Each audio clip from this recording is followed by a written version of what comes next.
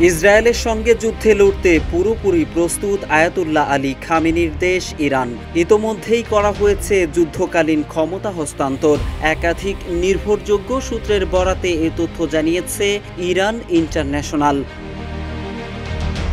প্রতিবেদন মতে ইরানের সর্বোচ্চ নেতা খামেনি ইরানের রেভলিউশনারি গার্ডসের কাছে যুদ্ধকালীন ক্ষমতা হস্তান্তর করেছেন। প্রতিবেদনে দাবি করা হয়েছে তেহরানের উত্তর পূর্বাঞ্চলের লাভিজানের একটি গোপন বাংকারে সপরিবারে সরিয়ে নেওয়া হয়েছে আয়াতুল্লাহ আলী খামেনিকে। তার সঙ্গে আছেন তার প্রভাবশালী ছেলে মোস্তফা আলী খামেনিও। সম্প্রতি মার্কিন প্রেসিডেন্ট ট্রাম্প ট্রুথ সোশ্যালে এক পোস্টে লিখেছেন তারা জানেন তথাকথিত সুপ্রিম লিডার কোথায় লুকিয়ে আছেন। তিনি সহজ টার্গেট, তবে আপাতত তাকে হত্যা করা হবে না, কিন্তু তাদের ধৈর্য ফুরিয়ে আসছে।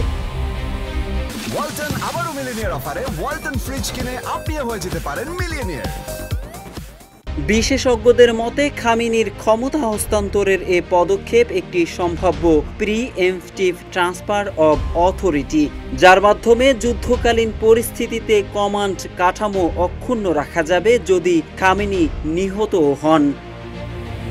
ইসরায়েল ইরান চলমান সংঘাতের এক সপ্তাহ পার হতে চললেও উভয় পক্ষ একাধিক হামলা ও পাল্টা হামলা চালিয়ে যাচ্ছে। ২০ জুন ইরানের প্রেসিডেন্ট মাসুদ পেজেশকিয়ান ইসরায়েলের বিরুদ্ধে হুঁশিয়ারি দিয়ে বলেছেন, ইসরায়েল যদি হামলা অব্যাহত রাখে তাহলে ইরান আগের চেয়ে আরও কঠোর প্রতিক্রিয়া জানাবে।